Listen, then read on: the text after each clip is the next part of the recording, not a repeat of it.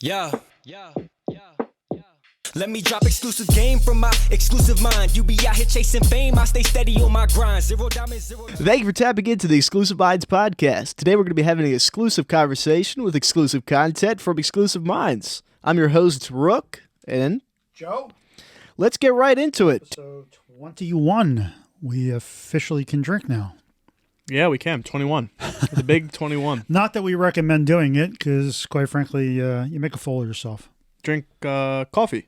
There you go. Yeah. Speaking of coffee, I am going to be going to New York City tomorrow for work travel, and have all intentions of going to the Starbucks Reserve. It's amazing. It has literally been 2.5 years, I think, since I've been up to New York City, which is just amazing. Two things on that. Joe put me onto the Starbucks Reserve, and you could give a brief recap of what that, or an overview of what that is. And the second thing I was going to say is, how do you feel going back to your favorite place on earth, New York City? I have mixed feelings about it. So for those that don't know, Starbucks Reserve that we're talking about is kind of like the Starbucks Superstore. It's like no Starbucks you've ever seen. That's the only way I can kind of put it, right? They have like full bar. They've got specialty coffees. They do like the roasting right there in the house. You can get all kinds of different fresh grounds.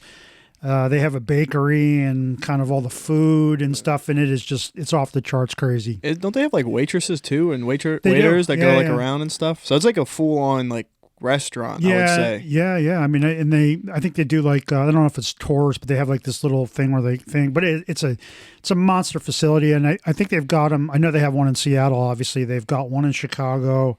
They have the one in New York, and then I think they've got a couple overseas, I think like Tokyo and Paris or something like that. But there's not that many of them, and it is an experience. It's like, if you don't like Starbucks, then don't go. I'd still encourage you to go because it's not like any normal Starbucks you've ever seen. You said Seattle. Is that where they originated from? Seattle? Starbucks, yes. Dang, yep. I didn't know that. Tip of the day. You didn't know that Starbucks was from Seattle? Huh? No, I just see them on, what is it? They have like a metric out there. It's like every like 2,000 feet or something, there's like a Starbucks or something like that. I forget where that's at, but yeah, they're all over the place now. So yeah, it's crazy. So I mean, like that's kind of where I got introduced to the nitro cold brew. And they like, how crazy it is. They have like coffee flights. Yeah. I remember people who drink wine or stuff like that, or beer, right? You get a little sampler. You get like 6 or 7 different variations, and you kind of taste them as a sampler. They have that for coffee, and so you get crazy. Yeah, I mean, once you start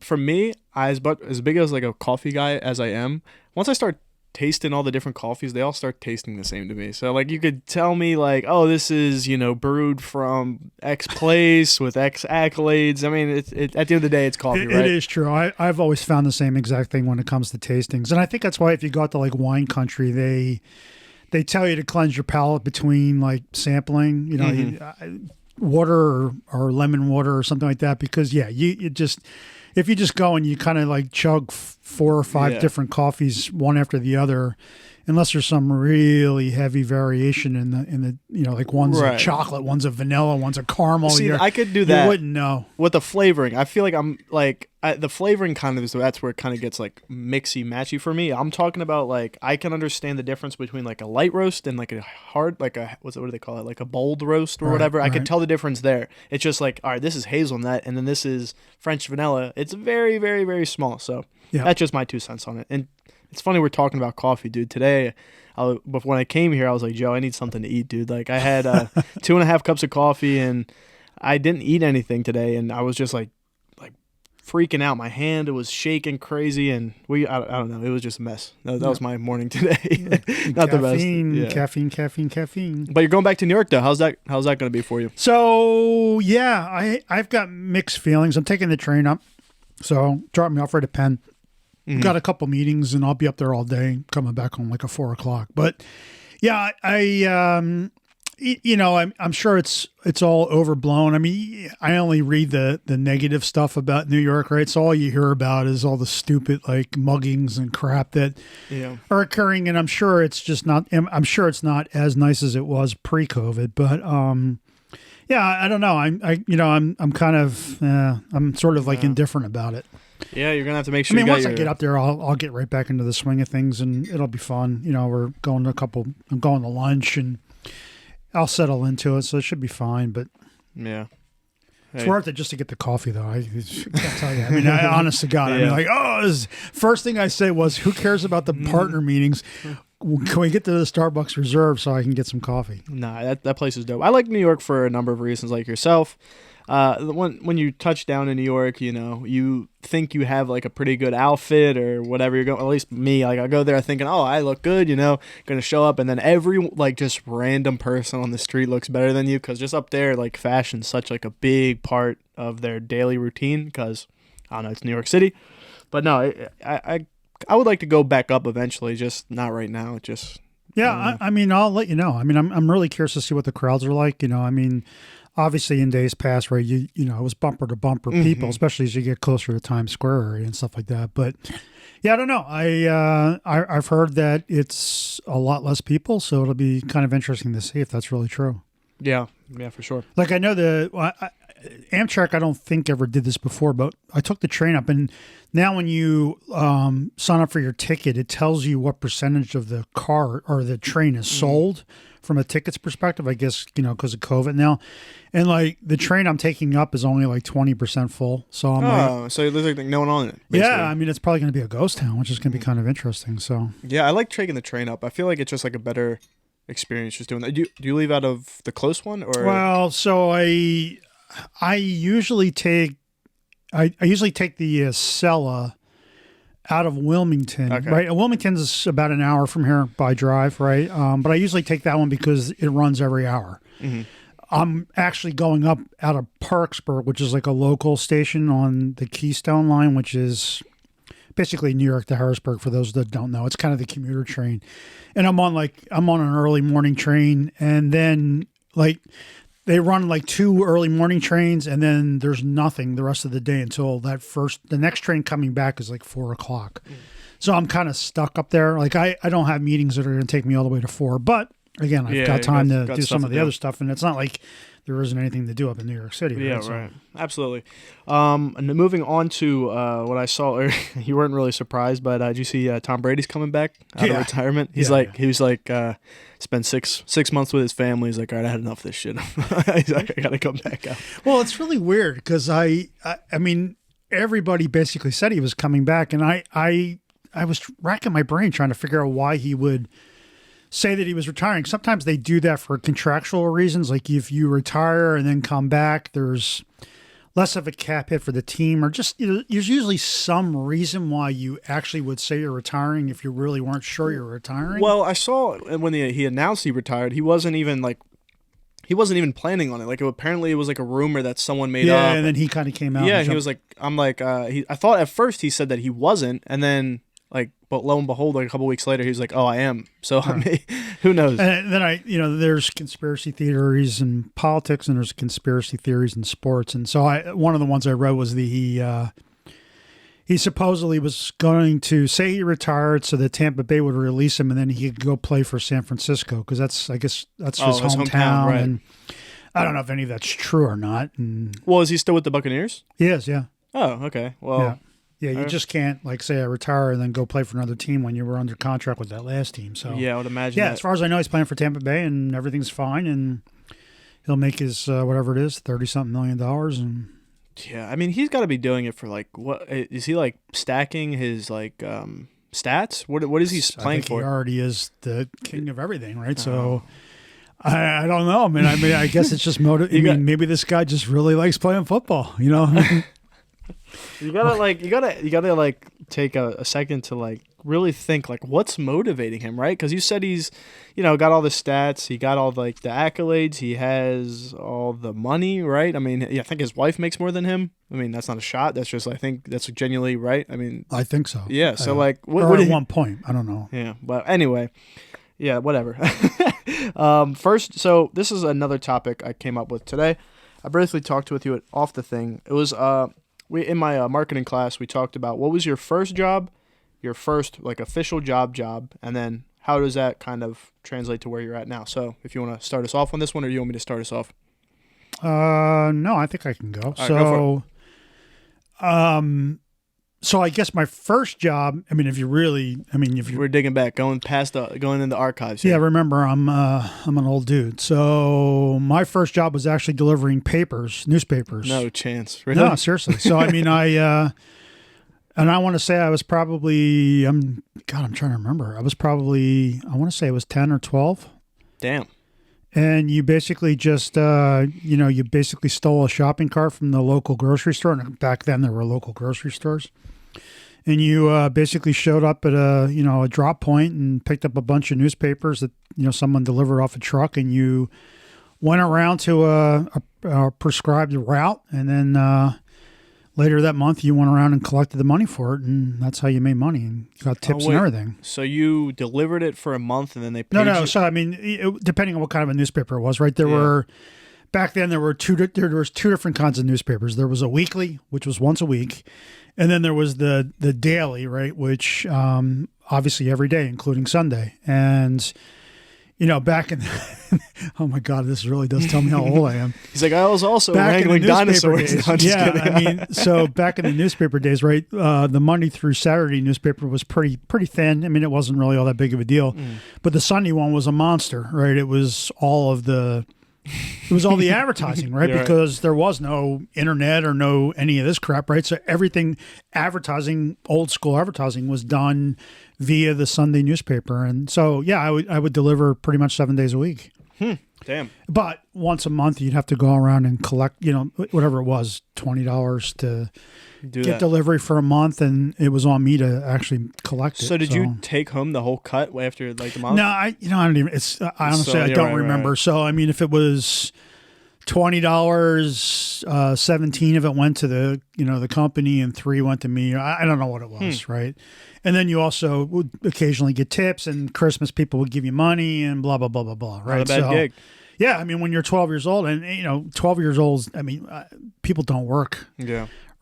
Yeah, no. I mean, it's interesting because I mean, back then, that's how everybody kind of got started, right? You were delivering newspapers or cutting grass or shoveling snow, and you did it when you were, 12, 13, 14 years old. Right now, I guess you can't even, in theory, get a job until you're at least 16, right? Right. Yeah, so my first was exactly what you said, cutting grass. Like my dad, he has the landscaping business, so I went out with him when I was like maybe 14 or 15, a little bit later than you, but we just I kind of went out there. I started off doing like the weed whacking, the terrible position of weed whacking. I don't know how some guys enjoy doing that. Like you're like sitting there carrying like a 40-pound or 30-pound lawnmower or weed whacker all day, and you're like little kids. So after 8 hours, it kind of hurts you. And then on top of that, I think he was like paying me trash. Like I'm thinking back on it, and I was getting paid like maybe like $50 to $60 for the whole day. Yeah, well, that's, So that was my first job. Now, what about your first job? So, first job would have been working for. So I was in college and I had a part-time job working at a computer store actually morphed into. It was an Apple computer. It was an Apple reseller. It wasn't Apple at that time, right? It was an Apple store. And that job started off being part-time while I was in college. And for various reasons, I ended up just kind of steamrolling that into a full-time position. So I ended up doing sales, and for a while I was actually doing service as well. I was actually fixing the computers and stuff like that. So that was my full-time job, and that obviously is what I think kind of dropped me into the whole technology industry. And from there, I actually, I guess I worked there for, probably about 5 or 6 years. Company got sold and bought up by another company, worked there for 3 or 4 years, and then I ended up at Apple. For 3 years, and then a couple of other stops on the way. But that's how I got kind of into the whole technology thing. Yeah, like how to as a career, right? Just officiate things. We have to say it twice, like job, Apple, like to make it official. That's how you have to do it. Well, it's funny. I mean, my life story is probably no different than the majority of people, right? Even as you're in college, right? Now you're out looking for a job, and you kind of have a quote unquote education and skill in marketing, but what actual market or industry you get into is anybody's guess. Yeah. And so a lot of times people just sort of stumble into their career path, right? Yeah. Like I was, as a kid, I was always a computer guy or a video game guy, right? So getting into technology probably wasn't such a stretch, but at the end of the day, right? It wasn't what I started to go to college for. And you just sort of bounce into something and that's where your life goes, right? Yeah, I would say for us, I kind of have an idea. Like I always like the fashion side of stuff. So I would kind of see myself doing some sort of marketing in that department. Whether it be like strictly fashion marketing or working with a brand, like a clothing brand for their marketing department. I always like that type deal. But at the same time, I'm like yourself. I like technology. I'm always kind of looking at like the new stuff that's coming out or all that different type of jazz. So I could see myself following that path, I guess you could say. Yep. But as far as my first job, I've never like had like an official job like that. I guess my first one would be like my internship. That was kind of unrelated. It was a designing internship, like for graphic design with a brand. But yeah, that kind of sums it up. But back to your point about looking for jobs. So we kind of talked about the past couple weeks. I have been looking for jobs, but the main thing that I'm like kind of like coming to find out is like how important your resume is, I guess. I know that kind of sounds like a stupid question, like a stupid thing to say, right? Yeah. But like you have to make this thing almost like, did you bend the truth at all on your resume at all? Or like to get into your job? Like, well, no, never. Because it's so easy to check it, right? So you can stretch the truth. Like if you're like describing what your job is, you might pad your stats. Yeah. You know what you do or stuff like that, or maybe you hide. I don't want to say I lied, but what I would do is you would downplay any of the negatives. Like if I had a bad year from a numbers perspective, like a revenue perspective, you would not make reference to it. But if you were the top of the food chain, like the number one sales guy for 2018 or whatever it might be, right? You'd highlight the crap out of that. So. You accent your strong points, which is what a resume is all about. But, back, I want to say probably 2013-ish, I'll just ballpark it.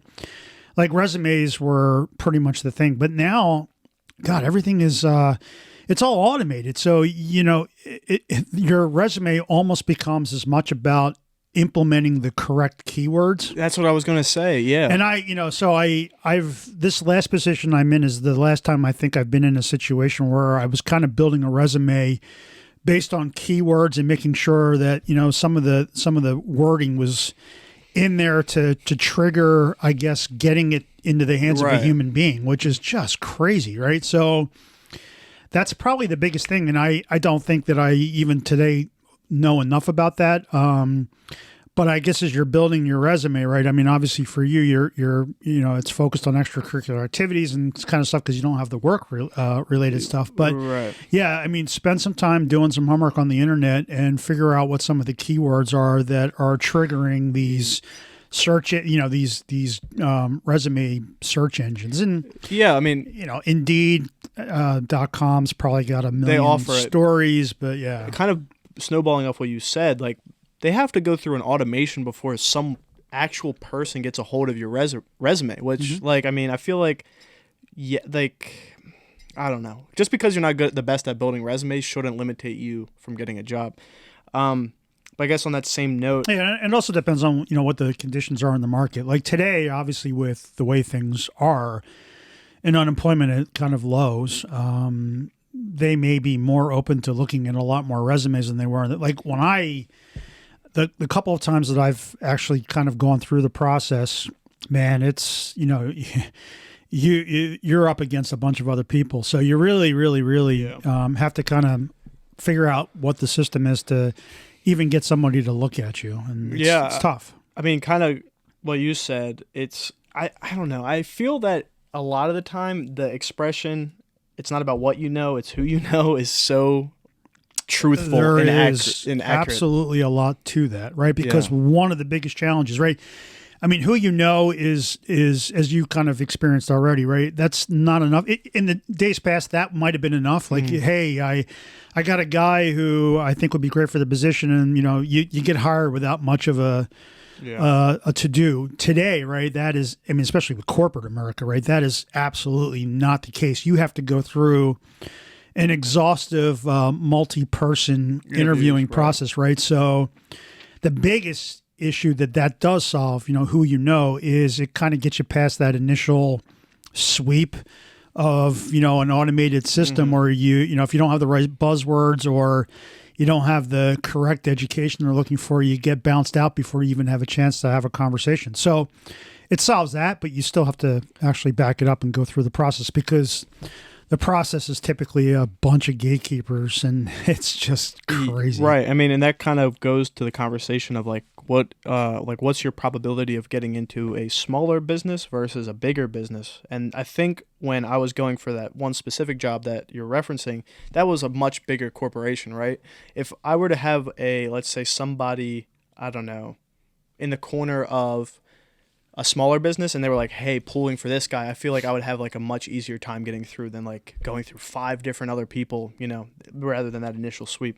I don't know. And I mean, different challenges at different stages of your career too, right? So, I mean, obviously early on, right, you're basically going for an entry-level position. So I would assume that there's some assumption that you don't have a background necessarily in it, right? And it becomes, at that point, if you actually get into a conversation, right, it starts to become very much a personality meld, right? More so than maybe even a skills thing, or at least expressing that you have the ability to learn, that kind of thing on the fly and be dynamic and that kind of stuff. So that's probably more important in the early stages of your career. Obviously, as you start to progress and build up a resume with history and stuff like that, and you start to go for more advanced positions, you're up against other people who have, similar backgrounds. And then, of course, you have to not only sell a heavy weighted background in whatever it is you're chasing, but then you also have to get past all the interpersonal skills and stuff like that, which are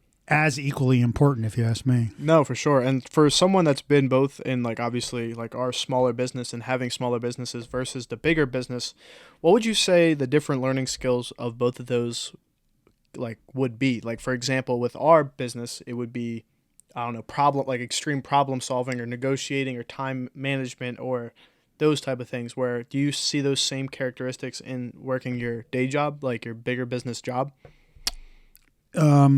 Like, for example, like we just had that problem with not having the right, what's it called? The right quantity or right, what was it? They didn't have enough of a certain item on the website. We kind of have to go around and maneuver and do all those type of things. Do you kind of have those same? You mean so like just on the fly, exactly, being able to handle problems without melting down and exactly crumbling? Yeah, I mean that's clearly a significant skill, I think, in any industry, right?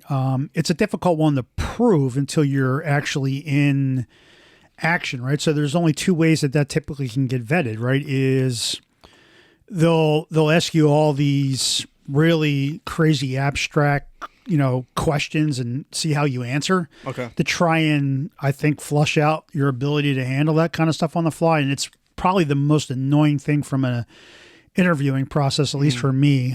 Not that I can't handle it. It's just that I don't role play very well. And even when we do trainings and stuff like that involve role playing, I just have a hard time with it, right? When it comes to real life, and I know this is real, and you have stuff on it's a whole different thing. Yeah. So and some people handle it differently, right? I guess it's the reason why there's actors and stuff like that. But I think it's like coming down to like taking it serious. Like I feel like I can't take it like almost like a credibility behind it, and that's like I'm in the same boat as you. Like role playing, I'm not the best until I start getting really into it. Versus not like role playing, like you guys know what we're talking about. I'm not gonna not Dungeons and Dragons. Yeah. I'm actually pretty good at that. But we're talking about like actually in the business setting versus like being thrown out there and like we're trying to crunch and get these things done. Like, all right, well they don't have this, so we're gonna order this and try to make everything run as one smooth operation, right? Yeah, I mean, so I don't know. I mean, like. The classic situation of like, how would you handle this irate customer? And I'm like, something as simple as an email could fix that, right? Well, so I mean, when you interact with people, right, you read facial expressions and stuff like that. I mean, there's a different vibe. Like, is this person really irate or is he just irate? Can you chill him out with a very, simple conversation, or do you know that he's just going to be batshit crazy and you're going to have to call the police regardless of what you say, right? And you can't. Yeah, how do you role play that, right? So I mean, I don't know. I've always been kind of challenged by that. No, yeah, bro. I seen my mom on the phone with some of these guys, bro. I don't know how they deal with her. She'd be screaming, yelling all the time at these guys that are on customer service. I could only imagine what that's like. I had a job that I was working as an insurance, like on the phone, right? Yeah. Just handling calls for policies and stuff like that. And they have this like, oh God, rigid training program where they try and basically account for every possibility you can think of, and this is what you need to do. And so that's all scripted, right? If someone starts screaming and yelling, you kind of throw that out the window. Try to calm the person down, tell them you're yeah, it's a whole different thing when you're actually hearing it. No, so we're moving on to what is your tip of the day for starting a brand or a clothing business. I thought this was interesting because we honestly, the way I look at our business is kind of like different phases. I would say like we have different phases. Like, for example, we just got those new samples. That's starting like a transition in our brand. I would say like maybe like, I don't know, call it phase 4 of like our previous, integrations, right? So I guess what would you say for your tip for a starting business or a clothing business? Well, I mean, in general, for a clothing business, I guess the starting tip is it's going to be extremely difficult, right? And I only say that because if you think about really any business, it's not just clothing. Look at what you're getting into and see what the competitive landscape looks like and what the barrier of entry for someone else to do basically the same exact thing.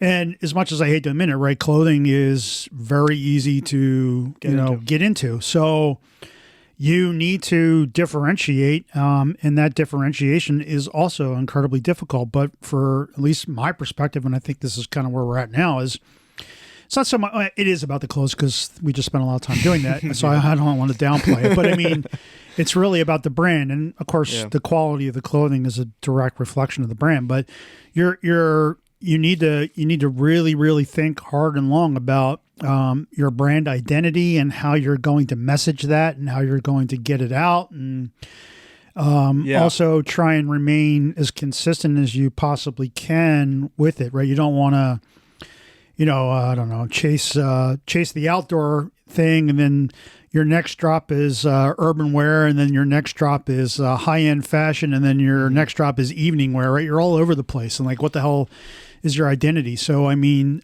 be really tight and focused about what you want to do. Be really tight and focused about your brand, and spend as much time as you can, I think, developing the brand. And for us, right, it's graphically, but we're doing this podcast, right, which actually was a spin out of trying to promote the brand, right? And this could morph into something completely different, right? And we spend more time talking about other things now than we do the clothes, but nevertheless, it's an extension of the Exclusive Minds brand, right? So, exactly. I mean, that's probably the tip of the day. You actually hit the nail on the head for my two things. I promise we didn't talk about this beforehand. For my first thing, I put build a brand identity. I feel like that's like a crucial thing. Like you said, with clothes, it's so easy to get into. I feel like you should spend a lot of time. I guess the first and foremost, be passionate about what you're doing. I would say that's a huge thing, because you don't want to be doing something. You know what I mean? Okay. Yeah. You don't want to be, whether it be clothing, not into fashion at all, or not, kind of in that sphere of things. Like, for example, I don't know, like you did a good job of getting into it, and I didn't know your background to clothes. We kind of just always talked about it at parties. Like, you're like, oh, how's the business doing? I was like, dude, we should like link up, do something together. And then now we're, building it that way. But no, so the first thing would be passionate about what you're doing. The second thing would be building your brand identity. I feel like we did that. We did a relatively good job at that. I sent you a text message about like kind of how we should extend that. And then the second or the third thing would be documenting it and just adding content, being consistent. Exactly what Joe said. Like, I feel like our biggest thing is the marketing. Like, we don't really post consistently throughout the year. And now going forward, we kind of always say we want to post more. And that's where the podcast came about. So I feel like maybe if we get more content from the podcast and directly implement that into the brand, that would help a tremendous amount. To that regards, right? I mean, we used to we used to basically send out an email campaign only when we dropped Yeah. new products, which for us could have been once every 3 months or 4 months or even longer, right? So that was the only time we were really touching our customer base, right? And now with the podcast, we basically send out an email every week. Yeah. That's basically saying, hey, the latest episode of the podcast is out. And, you know, right now that's pretty heavy podcast. I mean, the whole top half of the email is podcast, which is fine. But in there, we're, you know, saying, hey, clothes are coming, or we're doing this, or we still have some leftover, Inventory. summer wares that are still available. And so there is that going on. But again, it's we're now touching those people once a week. Now, it's also been interesting that we've actually lost some people. Like, I can see how many of the emails have gone out and how many are Open accepted or Oh, whatever, really? right? So, we started out, I think we've probably lost maybe 5% of our That's not bad. mail base. And I don't know if that means I don't, it's all Who knows, automated, right? right? So I think as soon as they say unsubscribe, it immediately blocks them out. So we've definitely lost some people, and I can only assume it's because they just don't want to hear from us weekly, right? And we aren't as advanced as some of these other places where I think you can sit there and you can actually, it'll say to you, please don't unsubscribe. We'll send you emails once a month or once every 3 months instead of sending it to you every day, right? And so yeah, we ended up losing a couple folks because of, I think, the ramped up number of emails, but it needs to be done, right? So this again is kind of an extension of getting and staying in front of our customer base, even when we're not actually actively dropping clothes, right? Because we've got a couple things on the website that are, the intent was to be up all the time and available all the time, and we still have those.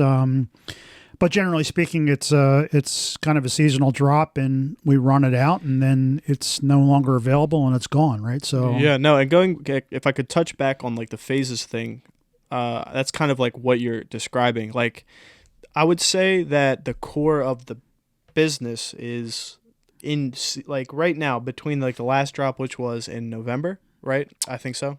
To now, we've kind of just been like sampling a bunch of different stuff. We got like our first round of samples from what we've previously been using, and we kind of weren't feeling them all like that. And then we just kind of waited. We ordered some new stuff. We got a new, I guess, what would that just be called? Like a distributor. Yep. And, we had to wait for that, and you kind of have to have a certain, what was it, tax ID, or you had to have some sort of like licensing or something along those lines. Well, just so we have all that. Yeah, right. Anyway, we have all of that. Don't try to. You can't just show up and say I want wholesale pricing right. on. And that's exactly where kind of going back to what you said, the level of entry or the barrier of entry for that would be significantly higher. Not everyone, just a random person on the street, could go in. That's true, what I mean? right? I mean, if you want to buy wholesale, right, you do need a wholesaler's license or a tax ID number, and so there is that. But I mean, it's not the hardest thing to get. But but that's what I was kind of explaining, was just like we're kind of constantly making that forward progression, where it's like if you kind of stay stagnant and you're not really trying to improve those things, and you're, if you like, we're taking kind of like months off from dropping, but we're on the back end trying to ramp up stuff behind the scenes. We're not just sitting there kind of leaving it in limbo and then not doing anything, right? So. Yeah, I mean, clothing or fashion brands is an incredibly difficult thing to have. I mean, having high expectations is probably not a great thing. If you can just kind of do slow and steady, and it's fun and you're enjoying doing it, it's worth a shot. But if you think that this is just something you're going to flick the switch and be, the next Ralph Lauren, forget it, right? It is super hard. And the easiest thing I can do is just tell you to go to Macy's.com, go to Bloomingdale's.com, go to REI.com, any of these companies, right, that sell clothes, and just look under women's or look under men's brands that they have in their catalog, right? And it is a list that's probably 100 long, right? Absolutely. So how do you, differentiate yourself from that sea of people who've actually been doing it for quite some time, right? You just kind of have to know what you want to do, what you think is going to differentiate yourself, what your market is, or, you just want to make sure that you remain really tight and true to whatever, got your start. So, yeah, absolutely. For sure. And that's not an easy thing, right? Because I know we kind of battle all the time about the brand identity and stuff like that. I mean, I'm obviously an older generation, so for me, simplicity is kind of the thing, right? Let's keep it simple, right? And you're a little more flashier with the graphics, and I'm like, and you're like, trust me, and I'm like, okay, I gotta know where I am and where you are, and no, I it's funny you bring that up. I think I don't know. I like the simple stuff too, but then I also like to have those flashy like one pieces like this, for example. This has nothing on it, right? Like I could do it, but then I also like to have like the design here, design going down here, like having a little bit of everything. So that is kind of funny that you brought that up. Yep. So a balance is not a bad thing, right? Because you definitely will have a mixed audience, and well, we'll get there. But I mean, it's kind of funny, dude. The new stuff that we're getting is insane. We just looked at it beforehand. I was excited all week. I was texting Joe like, "Hey, did it come in? Because it was supposed to come in on Friday." I'm texting him like, "Yo, where's it at? And we just got them today, and they're absolutely sick. I'm over the moon about it. How did you feel about the stuff? Oh yeah. I mean, until you have it in your hands, you never know. I mean, obviously we saw some mock-ups and stuff like that, and the quality looked amazing. And I think we did discover one thing that we're still a little annoyed about, but we'll have to figure it out. But yeah, I mean, quality-wise, much better than what we were delivering before, absolutely, which is really good. So yeah, and Joe had the idea kind of maybe breaking it down into two different categories. Like we almost have like a premium and like a value line. Yeah, I mean that kind of goes back to our roots though. Like I mean, think about the early drops in the early collection. We only dropped like a handful of things. We kind of had it in advance. We didn't do the pre-order system. We just kind of had it and put it out there, and then whoever got it, and whoever didn't. So it's kind of tapping back in, what you said to the roots and everything like that. And I almost kind of like that because it keeps it exclusive, exactly what the name is. So that might be something going forward just to keep an eye out for. And when you see it, you have to grab it.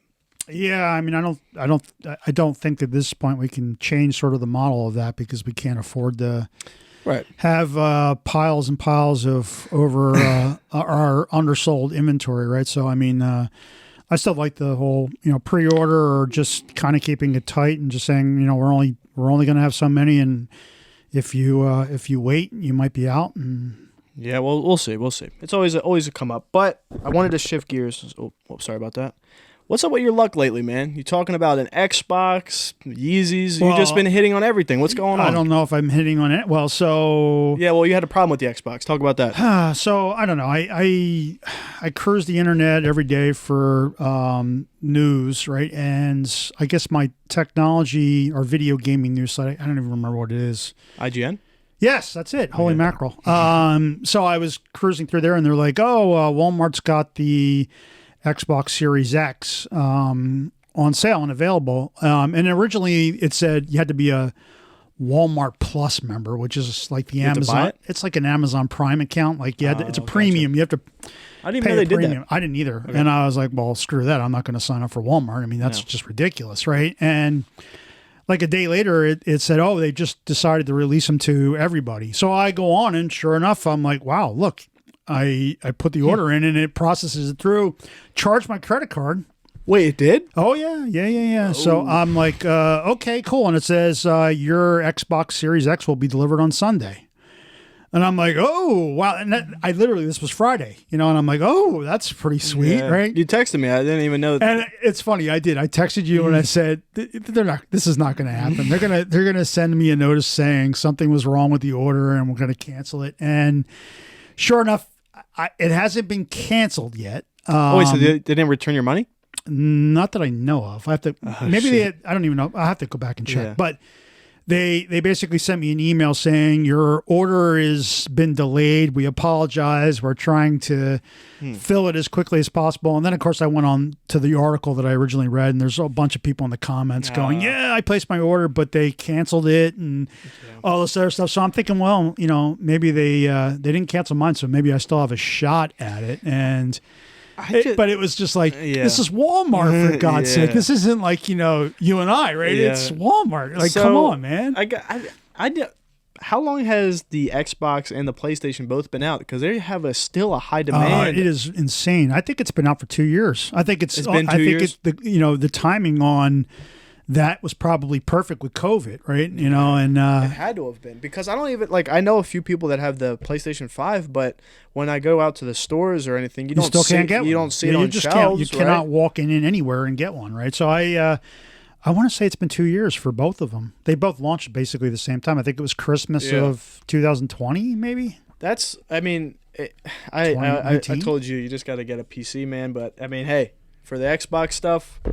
Well, I mean, it's not like I was actively looking Well, right. for it. No, It just, right. you know, stumbled But I'm just upon it. I'm saying- like, well, I'll buy it, and if I decide I don't want it, I could probably make $100 reselling it. But I was just like, yeah, whatever. For me, it's just hard to grasp that we've talked like for like it's been 2 years and they still like it's not on the Still can't- shelves. I Yeah, know. it's actually crazy because for the PlayStation 3, even the PlayStation 4, I know that there was some back time on that before it even like got to people, but it wasn't nearly this long, right? Like Well, for PlayStation 4 I think and that stuff?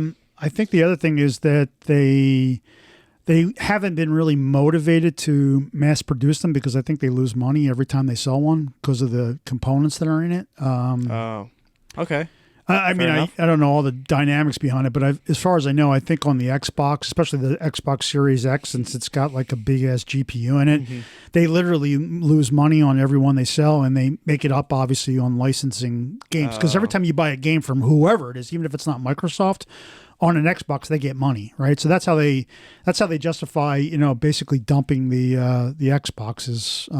Yeah, at I a mean, even loss. still, they're still expensive as anything. They're like what, almost $400, $500. $500. But I mean, if you think about it, right, it's got a 1 terabyte drive in it, and Okay. I don't know if it's an SSD, but it's still a 1 terabyte drive, and you know it's got I don't know what the equivalent NVIDIA graphics card is, but it's, you know, it's maxed out. So I would imagine.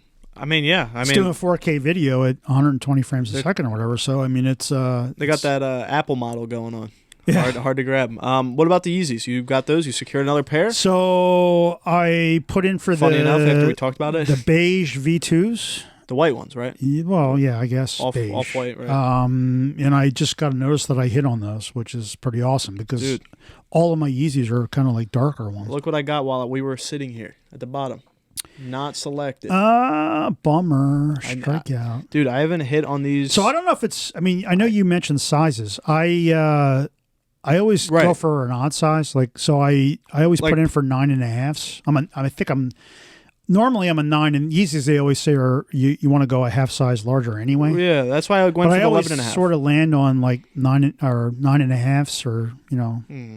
I don't know if I should go for the 12. I feel like 11.5 or 11 is like a very popular size, and I don't know if I'm not hitting because of that, or you said you're a higher points member than I am, so I don't know. Not anymore though, because I think I had lost a lot of that stuff because the points only last like a year. Oh, do they? Okay, never mind. So unless you're buying shoes like all year long, Right. you end up getting dumped out of that. The only time I bought shoes in one was the like we talked about, the Pharrells. Remember that? Yeah. That was the only time, and that was like what, like a year or two ago at this point. So was that the time that you asked me if I was interested, and I said no, and then I ordered them for you, yeah, and we both won. and then they didn't end up sending to you, thank God, because something happened. Yeah, something happened there. But that was the only time I won. So Yeah. who the hell knows, man? But yeah, terrible luck with that type of stuff.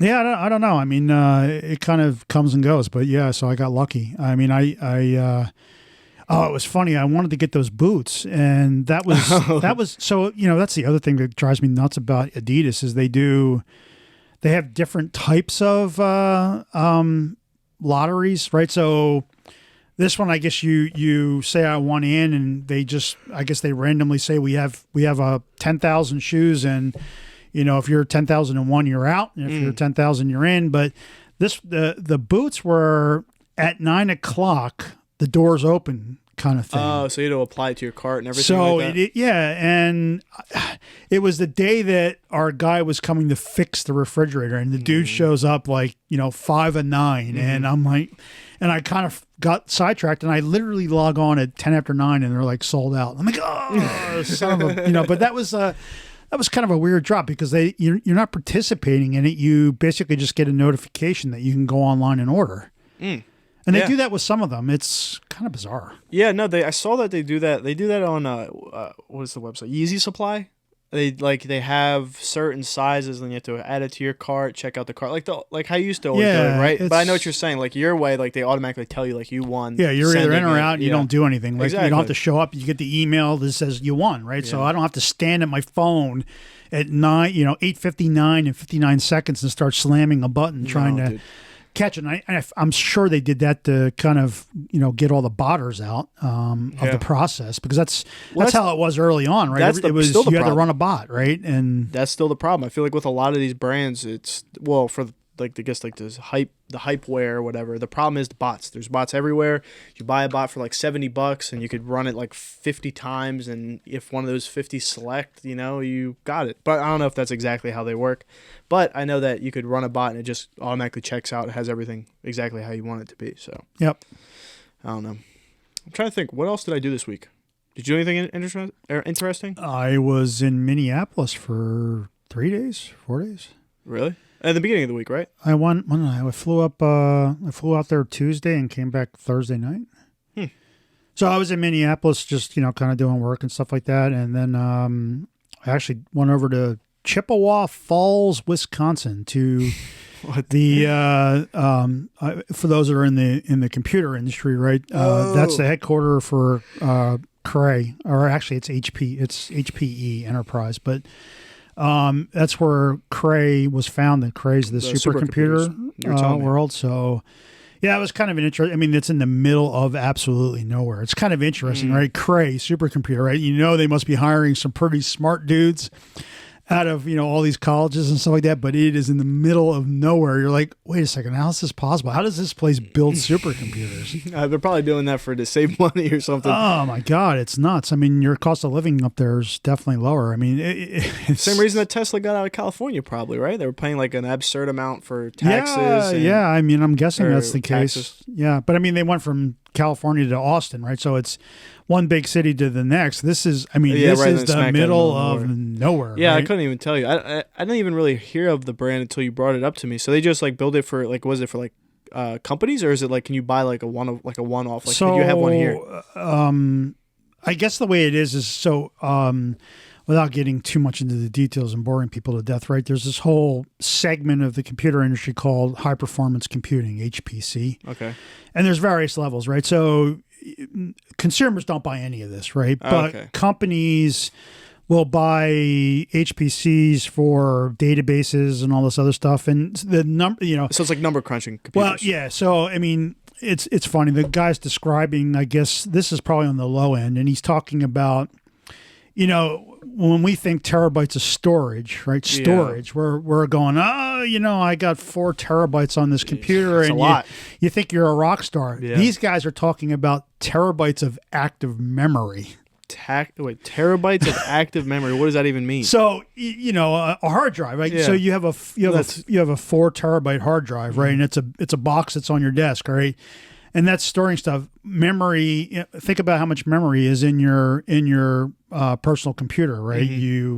If you're on the high side, you might have 64 gigabytes of memory. This is terabytes, right? So this is it's not off the shelf memory. Right? The guy was describing. Yeah. So how much do one of these things cost? He was describing. He said there's a memory board that will go into one of these HPC clusters that can hold 94 modules of memory, right? And each module is $4,000 roughly. So if you were to fully populate out this memory module or motherboard or whatever it is, it's like 300,000 live. So there's obviously going to be a little bit of a weird kind Cut of there.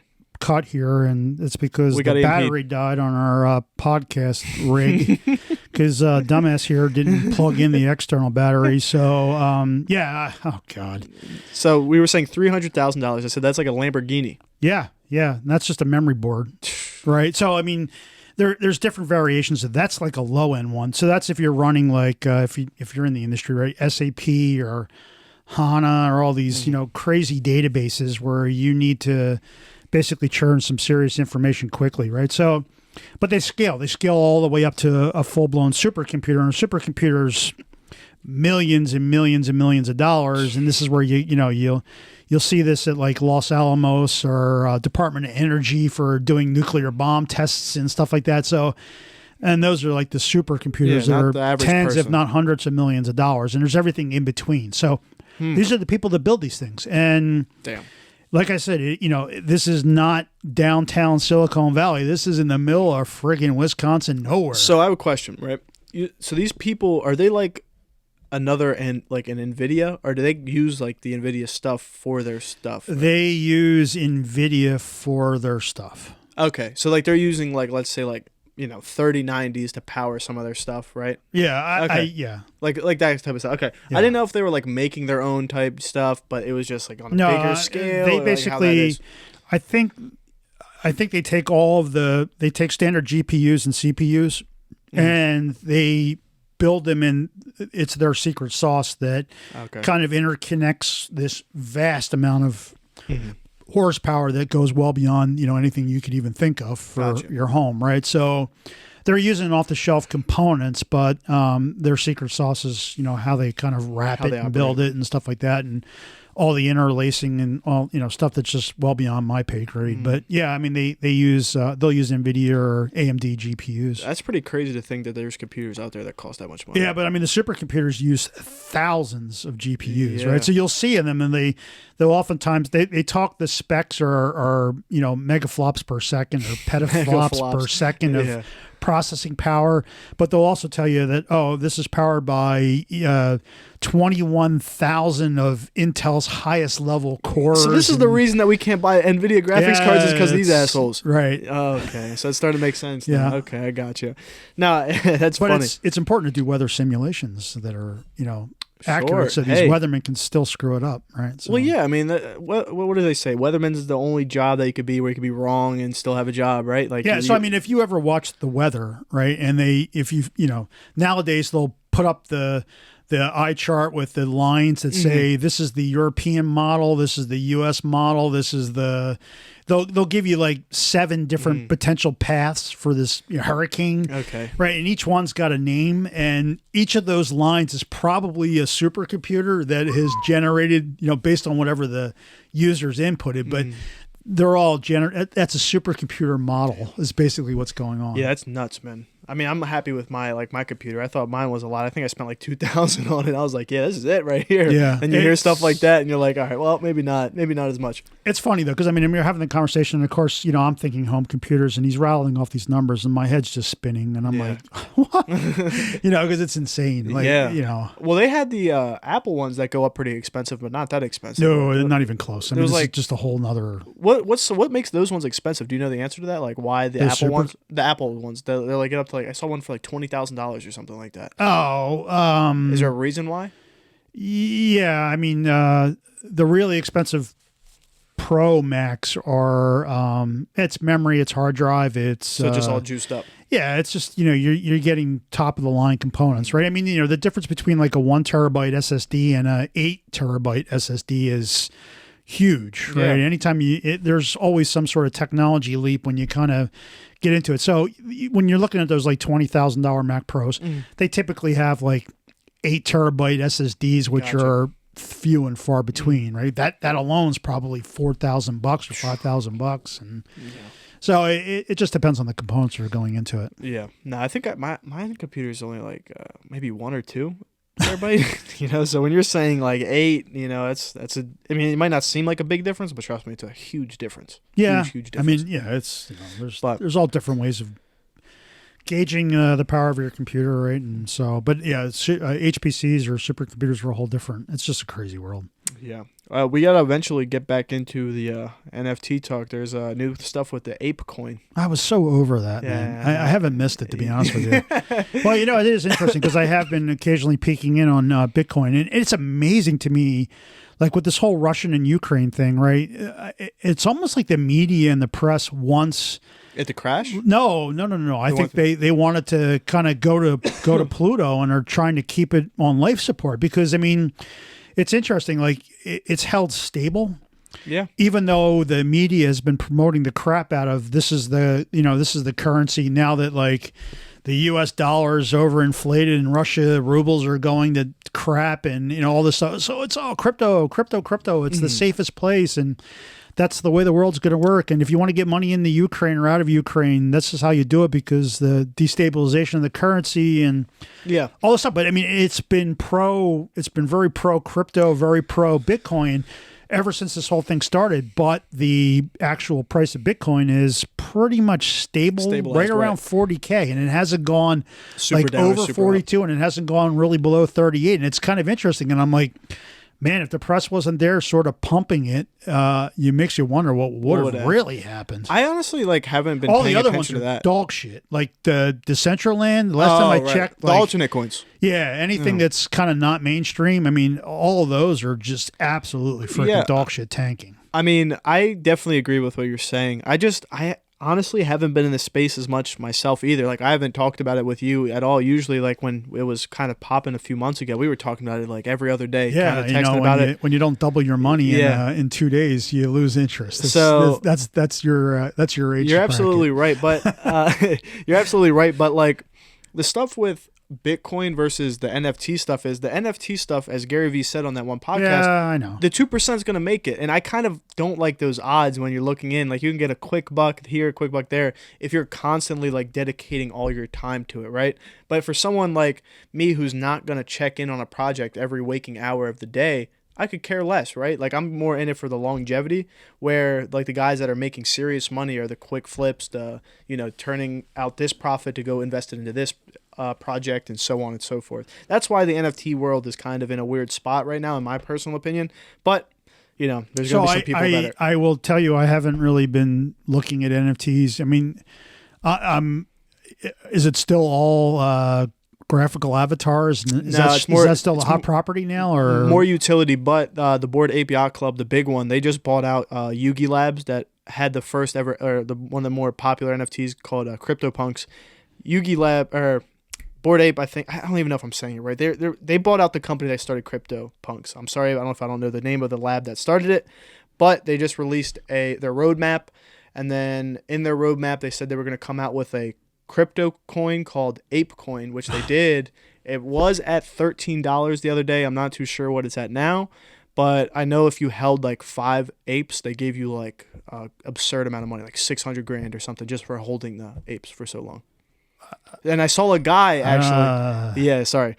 A guy actually. So they didn't give $600,000 to anybody. They gave it to people who are holding the So coin. if you had 5 of their apes, their digital avatars that were NFT'd, they would send you what they're telling you is $600K worth of ape coins, which. And then the dude bought like, for example, this guy took out a loan, bought 5 of them, got $600,000, gave the money back to the bank, kept the $600,000.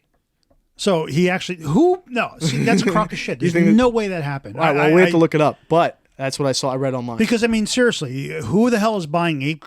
This is a freaking Ponzi scheme. We haven't brought this up in a while, but I mean, come on, that's a crock of shit, dude. There's some people making some moves. I'm telling you. It's either that or it's I'll buy yours, you buy mine, and it's a circle jerk. I mean, they released the roadmap. There's just no freaking way that someone was handed $600,000 in ape coins and then cashed out and actually changed it into $600,000 in real legit US dollars. Yeah, we'll have to see. That? I don't know, but we'll have to see. So another thing is they released their roadmap, and in their roadmap they must be making a lot of money, because in their roadmap they said that their next target of profit is $157,000 million. 157 million or 100 and something crazy million. Okay, I'm going to take a deep breath here. Maybe I've had too much sugar or caffeine myself, because I mean, shit, you got to be freaking joking with this shit.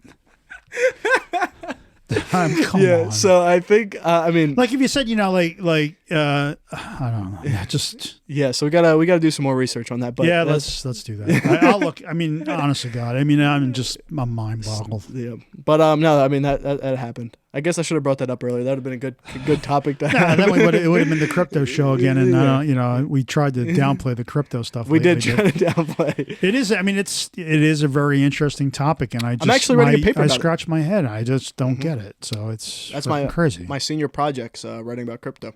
Really? Yeah. Oh, interesting. Yeah, a couple pages. It's 2,000 words about digital currency and 2,000 words. What's that, like 2 pages? No, it's a little bit more. Like maybe 4 or 5. Single spaced. I remember the days of single and double spacing because it was done by pages, not words. Oh, God. So it doesn't really sound like much of a project, though, if it's only like 4 pages long. Yeah, well, it's for a history class, and I just needed one BS class to get a, what's it called? The credits needed. I'm all done. I'm basically done. This is literally just for a class that I just randomly took out of a hat. Got to get your shit in gear, man, because 6 months after you graduate, you got to start paying those freaking loans back, and that's where your world just goes to shit because it's going to hurt. Man. I'm gonna have to rob a bank or something. Yeah, you and because you and 62 million other people, because I guess unless you're still waiting for that mythical wave of the magic government wand, and your debt's gone. So hear me out. Well, I'll end on this note, right? This is a good ending point. How many? I mean, seriously, how many people? Do you talk to other kids in college who really honestly believe that someday they're going to wave the wand and all this shit's going to go away? It's too unpredictable. I don't think at least none of my friends they don't. That's good. They don't. I don't even hear about it from like besides the election when that whole thing was going on. Yeah. I haven't heard no one talk about it. Like, oh, I'm waiting for this. No one really talks about it. Yeah, cool. Okay, so because I'm like, come on. So this is where we stand, right? This is where we're going to end off on. If I were to rob a bank, right, it would only do me. All right, so I could rob a bank or I could take a loan out. If I take a loan out, I have to pay it back, whatever, so many years. But if I rob a bank, I only get like 10 years, and then I'll have the money. Probably still. wouldn't even get that, to be honest with you. So I'm not encouraging this. Well, so but I mean, I would imagine in this day and age, right, getting a long, lengthy sentence is not easy. Or I could do one of these crypto heists, and when I take $600 million and then return it the next day with maybe just a little bit of interest. I'm waiting to get the lawsuits because we promoted some bullshit. What do they call the fake coins and stuff like that? What's the thing that shitcoins? Kim Kardashian and Milfcoin. Yeah. Floyd Mayweather. Yeah, we are not financial advisors. We're not promoting any of this shit. We're not promoting robbing banks. Come on. No, but we do have one sponsor today. We do? Yeah. Oh, yes. Of course we do. All right. I know who it is. Everyone go to exmnds.com. We're actually, or exclusivemindspodcast.com. Of course, don't forget. We actually have a clothing business outside of the podcast. Or exclusiveminds.us. Or we do own a lot of domains, just not the right one. Yeah, we got to get like a.com or x.com. Yeah, you know what those go for. Those millions. I think Elon Musk owns x.com. Yeah, well, good for him. Go Elon Musk. All right. Hope you guys enjoyed today's episode 21. That's 21 hours of talking. Yeah. Isn't that crazy? I know. It's amazing, actually. I was thinking about that. I was like, damn, that's like 21 divided by 4 weeks in a month. That's 5 months worth of work. This has been fun, though. I'm still enjoying it. So yeah, for sure. But and we always get on like what are we going to talk about? And sure enough, we kill an hour without even thinking. Burn an hour. I mean, it's not like we're pausing. It's good too because we've been linking up more to do business stuff. True. So true that. It's good stuff. Good money all around. All right, peace out, everybody. If you want a Exclusive Minds podcast sticker, shoot us a email, and we'll get you one. And we'll see you on the next episode. All right. Sweet. See you. Later.